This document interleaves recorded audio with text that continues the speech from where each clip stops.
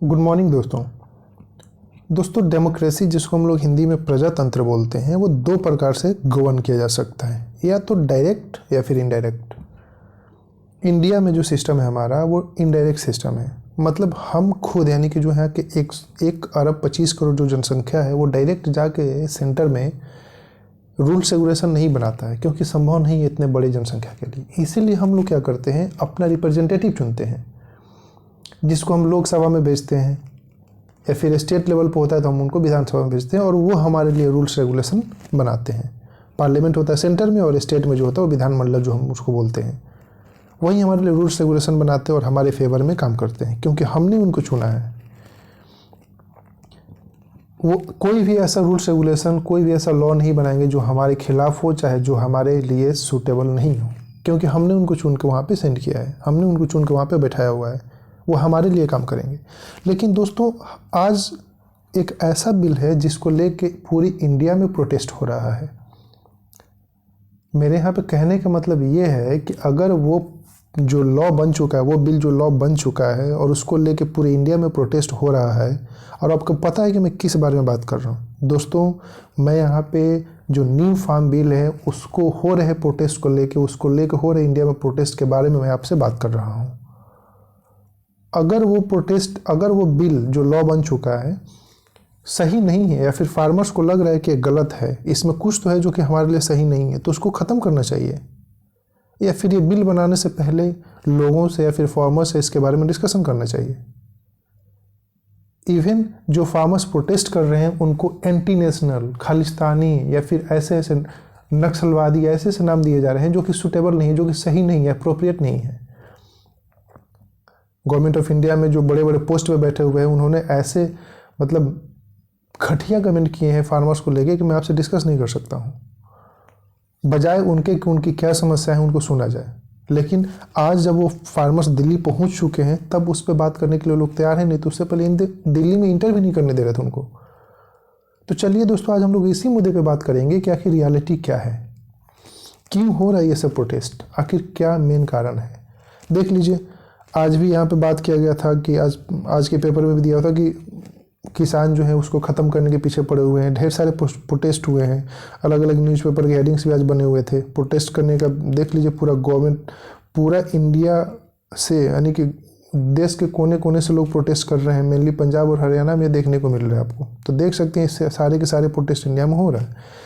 लेकिन सवाल ये है कि आखिर ये प्रोटेस्ट क्यों हो रहा है। पहले दोस्तों समझिए कि फार्म बिल क्या है और क्यों प्रोटेस्ट हो रहा है, इसके पीछे कारण क्या है। एकदम बेसिक है, एकदम लॉजिकल मैं आपसे बात करूंगा। कोई यहाँ पे थ्योरेटिकल या फिर कोई यहाँ पे आपको ड्राफ्ट से मैं नहीं बताने वाला हूँ बिल के बारे में, बट लॉजिकल समझिएगा, लॉजिक क्या है इसके पीछे। देखिए बात मैं आपसे बताता हूँ कि 5 जून 2020 को, यानी कि जून में जब कोरोना पेंडेमिक चल रहा था, तो जून में इंडियन गवर्नमेंट ने यानी बीजेपी गवर्नमेंट ने 3 ऑर्डिनेंस पास किया था। प्रेसिडेंट ने 3 ऑर्डिनेंस पास किया था काउंसिल ऑफ मिनिस्टर के सहमति पे, और वो जो 3 ऑर्डिनेंस था उसी को गवर्नमेंट ऑफ इंडिया ने अभी पास कर दिया है लोकसभा और राज्यसभा से। आपको पता है कि राज्यसभा में कैसे पास हुआ था, आपको नहीं पता ये चीज़ें। राज्यसभा में भी इसको इस तरीके से पास किया गया जो कि एक अनडेमोक्रेटिक प्रोसेस माना जा रहा है अभी। तो ये 3 बिल अब लॉ बन चुका है, जो ऑर्डिनेंस था उसी को पास करके लॉ बना दिया गया है। सितंबर में पास हुआ था और अभी तक उसको लेकर प्रोटेस्ट हो रहा है। मोटे तौर पे समझिए जो तीनों बिल हैं उसी तीनों बिल को लेके ये लोग यहाँ पे प्रोटेस्ट कर रहे हैं, फार्मर्स प्रोटेस्ट कर रहे हैं। पहला बिल जो रिलेटेड है वो इस प्रकार से है कि ट्रेड एंड कॉमर्स से रिलेटेड है, यानी कि आपके एग्रीकल्चर प्रोडक्ट, यानी कि जो भी आप खेती करते हैं उसको बेचने से, उसके जो प्रोडक्ट होता है उसी को बेचने से रिलेटेड है। कहीं भी आप बेच सकते हैं एक राज्य से दूसरे राज्य में बिना किसी परमिशन के, बिना APMC मार्केट के परमिशन के। मैं अभी डिटेल से बताऊँगा। दूसरा जो यहाँ पे ऑर्डिनेंस है वो कॉन्ट्रैक्ट फार्मिंग से रिलेटेड है। जो बिल है अब तो लॉ बन चुका है वो कॉन्ट्रैक्ट फार्मिंग से रिलेटेड है। और तीसरा जो है वो एसेंशियल कमोडिटी एक्ट से रिलेटेड है। ये 3 मेनली लॉ हैं जो कि सबसे बड़ा इनके झगड़े के कारण बना हुआ है, इनके प्रोटेस्ट का कारण है। अब देखिए कैसे क्यों प्रोटेस्ट हो रहा है इन सब को लेके। जो 3 लॉ है उसके पीछे कहानी क्या समझिए। मैंने आपसे बताया कि जो पहला लॉ है उसमें यह बताया गया है कि कोई फार्मर अपने प्रोडक्ट को एक राज्य से दूसरे राज्य में बिना APMC मंडी के टैक्स दिए या फिर उसको बिना संपर्क किए ही बेच सकता है डायरेक्टली, कोई बीच में बाउंडेशन नहीं रहेगा। ये तो अच्छी बात है, कोई दिक्कत ही नहीं है। क्या दिक्कत है? कोई दिक्कत नहीं है भाई, मेरा सामान मैं कहीं बेचूं। लेकिन अभी देखिए, अभी तक इंडिया में क्या होता था कि पूरी की पूरी इंडिया की जो एग्रीकल्चर मार्केट है वो एपीएमसी द्वारा क्या होता है, गवर्न होता है, एग्रीकल्चर मार्केट प्रोड्यूस कमेटी, जो कि स्टेट रन करता है। और उसमें सिस्टम ये था कि अपने प्रोडक्ट को, यानी कि मान लीजिए कि मैं यहाँ पे किसी लोकालिटी में हूँ, तो मैं उसी लोकालिटी वाले अपनी मंडी में जाके अपने प्रोडक्ट को बेच सकता था, बाकी और कहीं नहीं बेच सकता था। फर्स्ट सेल जो होता था एग्रीकल्चर मार्केट का वो उसी मंडी में होता था जिसमें वो प्रोड्यूस है, जिस एरिया में प्रोड्यूस हुआ है। लेकिन अब ऐसा सिस्टम नहीं है, मैं कहीं भी जाके बेच सकता हूँ। तो ये तो अच्छी बात है, कोई दिक्कत ही नहीं है। दूसरी जो चीज़ है वो है कॉन्ट्रैक्ट फार्मिंग की। कॉन्ट्रैक्ट फार्मिंग में इन्होंने क्या किया है कि मान लीजिए कि मैं क्या हूँ, मैं बायर हूँ और सामने वाला इंसान फार्मर है, तो वो दोनों एक दूसरे के बीच में क्या करेंगे, कॉन्ट्रैक्ट साइन करेंगे। और वो प्री प्लान्ड होगा, प्री एस्टैब्लिश्ड होगा कि कैसे कैसे कितने क्या क्या पूरा प्रोविजन उसमें मेंशन रहेगा, प्राइस मेंशन रहेंगे, पूरा सब कुछ मेंशन रहेगा। इवन अगर आपका लॉस हो जाता है तो क्या होगा, सब कुछ जैसे ड्राफ्ट बनता है, कॉन्ट्रैक्ट बनता है किसी चीज़ के प्रति, वो सब कुछ रहेगा कॉन्ट्रैक्ट करने से पहले।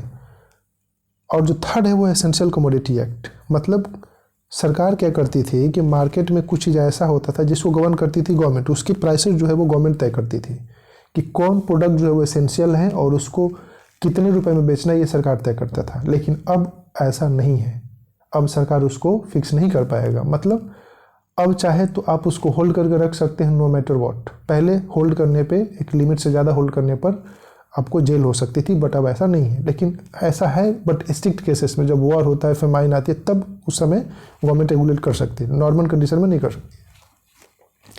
तो ये तीन लॉ हैं। लेकिन प्रोटेस्ट क्यों हो रहा है, ये तो देखने में अच्छा लग रहा है। लेकिन दोस्तों प्रोटेस्ट के पीछे कारण है। कारण ये है कि जो बड़े बड़े कंपनी हैं, जो बड़े बड़े कंपनीज हैं, मल्टीनेशनल कंपनीज हैं, तो वो क्या करेंगे, उनके पास में बहुत बड़ा लीगल सपोर्ट होता है। मतलब वकील उनके, पढ़े लिखे लोग उनके पास में, पैसे उनके पास में, एसेट उनके पास में, कैपिटल, तो सब कुछ उनके पास में है। फार्मर्स को 2 मिनट में मैनिपुलेट कर लेंगे। उनके पास तो रूल्स रेगुलेशन और लीगल सिस्टम तो ऐसे घुमा देते हैं। मतलब इतने वेल इस्टेब्लिश इंडिया के लीगल सिस्टम को भी वो लोग घुमा के टैक्स चोरी कर लेते हैं। तो फार्मर्स को मतलब मिसलीड करना उनके लिए तो 2 मिनट के खेल है। गलत कॉन्ट्रैक्ट साइन कर सकते हैं, ऐसे उसमें वर्ड ऐड कर सकते हैं जो कि मिसलीडिंग होगा और फार्मर्स उसको नहीं समझ पाएंगे।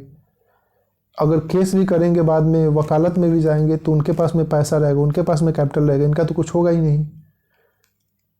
तो ऐसा देख सकते हैं कि जैसे मतलब जिस समय ब्रिटिशर्स थे और इंडिया पे जिस समय रूल करते थे, सेम सिचुएशन वैसे होने के यहाँ पे कगार पे है, समझ लीजिए। क्योंकि बड़े बड़े कॉन्ट्रैक्ट फार्मर्स कॉन्ट्रैक्ट करेंगे, अगर कॉन्ट्रैक्ट साइन करेंगे तो फिर उनके संपत्ति को भी लेने का अधिकार है।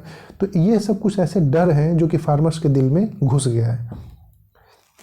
दूसरा, उनको सबसे बड़ा डर ये लग रहा है कि एमएसपी खत्म हो जाएगा, मिनिमम सपोर्टिंग प्राइस जो बोलते हैं वो भी खत्म हो जाएगा।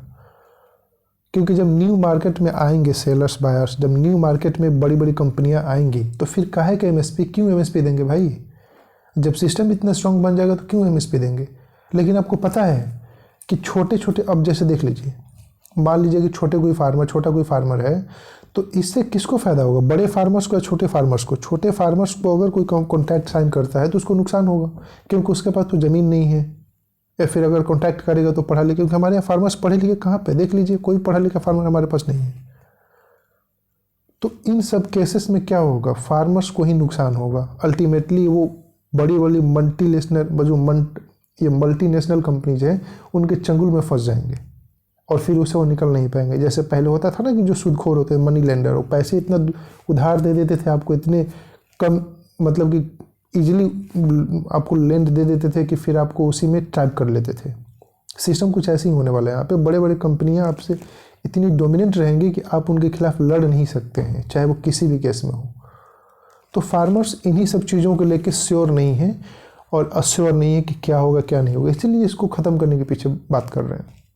तीसरी बात समझिए कि जो कमोडिटीज़ है, यानी कि एसेंशियल कमोडिटी, पहले क्या होता था कि चावल, गेहूँ, या फिर आपके पास में जो ये टमाटर है, प्याज, ऐसी चीज़ें थीं जिनको कि अगर प्राइसेस बढ़ता था तो गवर्नमेंट उसको रेगुलेट करता था। लेकिन अब क्या होगा, अब गवर्नमेंट नहीं रेगुलेट कर पाएगा ना। अब जिसको जितना मन कर होल्ड करके रखेगा।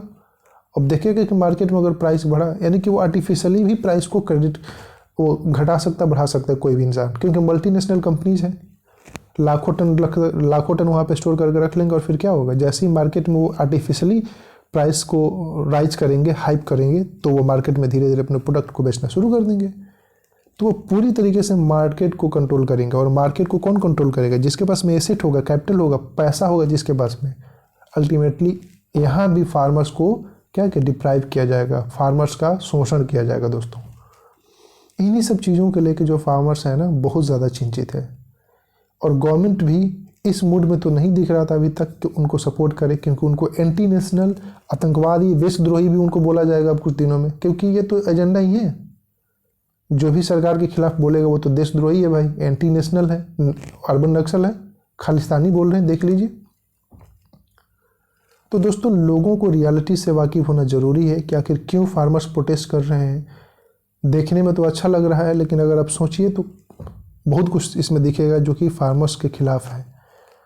एमएसपी ही एक बड़ी चीज़ नहीं है, बल्कि और भी ऐसी चीज़ें हैं जो कि फार्मर्स उसके जाल में फंस कर रह जाएंगे और फिर नहीं निकल पाएंगे।